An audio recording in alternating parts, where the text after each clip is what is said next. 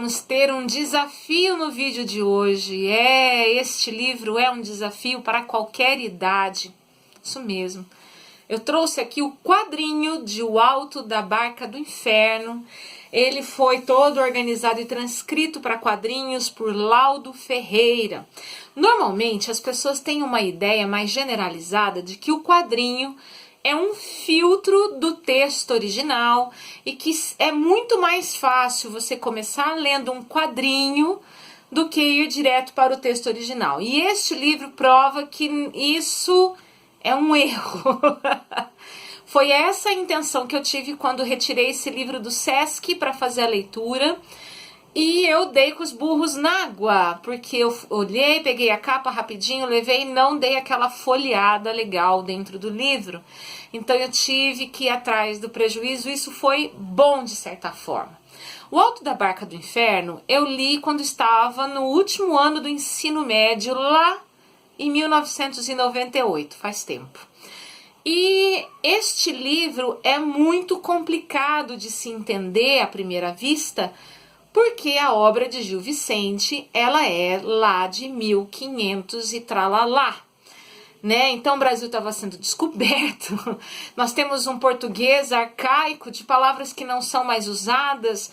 Então para a molecada hoje, para a juventude de hoje, entender a obra de Gil Vicente, eu acho que tem que se partir para uma pesquisa prévia, para você não pegar um ódio muito grande pelo livro e jogar no canto, entendeu?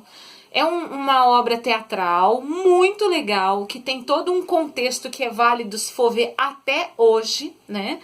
E nós temos então Gil Vicente, poeta, dramaturgo português que viveu, se tem uma ideia de que nasceu mais ou menos em 1465 e morreu lá mais ou menos para 1536. E a sua obra é caracterizada por uma transição da Idade Média para a Idade Moderna, através dessa veia renascentista.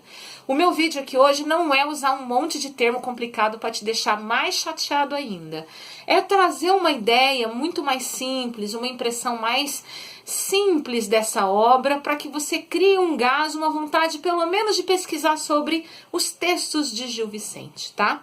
Esse livro, na realidade, o seu contexto todo é uma trilogia. Então nós temos o primeiro livro como O Alto da Barca do Purgatório, O Alto da Barca da Glória e O Alto da Barca do Inferno. E o que é alto, Arita? Alto com U, aqui ó, que é alto. É uma peça teatral em que ela tem mais ou menos um formato poético, pode ser acompanhada com músicos ou não, e ela traz em voga sempre discussões sociais, temas religiosos, tendo um vocabulário popular. Então, né, você fala, nossa, esse povo falava difícil, era a língua da época. 1500 e alguma coisa, era complicada a situação, né? Ela foi encenada pela primeira vez em 1517, tá? E foi para a corte portuguesa, enfim. Gente, como que você vai conseguir entender? Basicamente é isso. Nós estamos no pós-vida, no mortem desse contexto.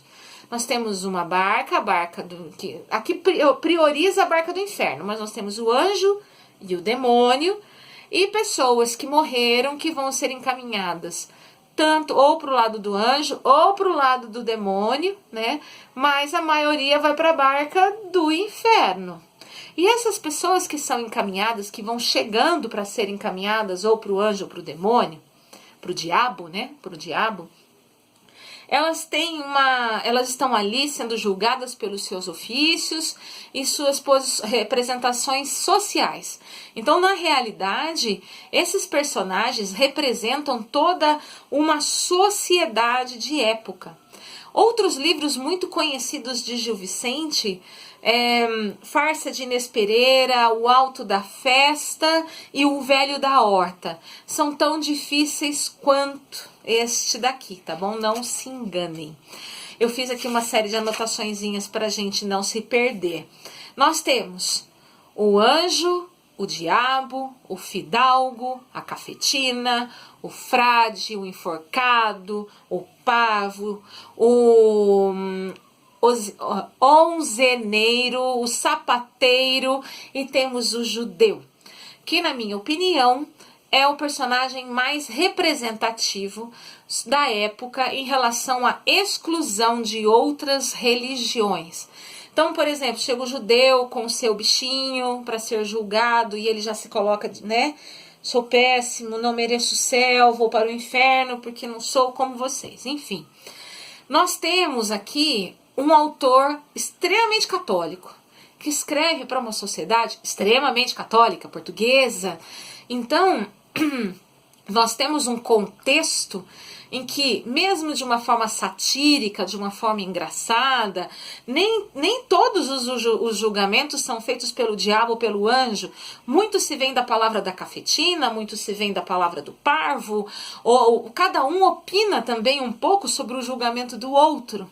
Então, o que é interessante é a representatividade de uma sociedade em 1517 para frente, que está na transição da Idade Média para a Idade Moderna, né? Então nós temos ali uma riqueza de detalhes de como era o comportamento social desse povo, principalmente esse povo mais abastado. Mesmo ele usando a linguagem do alto, sendo encenado para o povo, em lugares onde está o povo e também com essa facilidade de linguagem para o povo. Hoje é difícil se entender o Alto da Barca do Inferno e muitos têm esse preconceito. Vamos jogar essa obra fora, não quero. É aquilo que eu acho que acontecia muito no tempo em que eu estava na escola, no ensino médio ou no Fundamental 1 e acontece hoje muito com os nossos jovens. Engole a obra, porque cai na porcaria do vestibular, engole a obra e o professor na sala de aula não te dá o respaldo para entender o contexto. Não são todos os colegas de profissão que se dão ao trabalho de esmiuçar o contexto histórico, às vezes em parceria com o professor de história, para que aquele aluno entenda, que ele indique peças, vídeos, ou feitas hoje, encenadas hoje, numa linguagem mais simplificada para que aquele jovem entenda o que Gil Vicente quis passar. É um mapa histórico dessa época, da época em que nós estávamos saindo, né, sendo descobertos, de acordo com os livros de história. Mas enfim.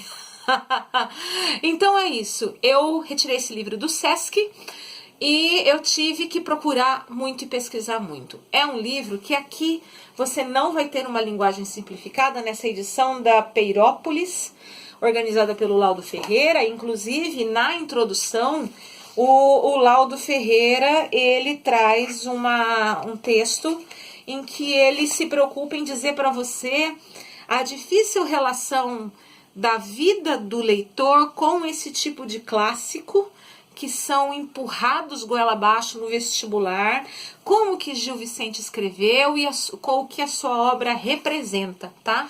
Então aqui nós temos cores fortes que representam as transições desses personagens, nós temos aí o frade, o anjo, o diabo, o fidalgo. Então essas cores trazem também as impressões destes personagens. Essa obra é rica, não é fácil e é carregada de preconceito hoje para ser lida pelos jovens, porque tem esse histórico dessa dificuldade.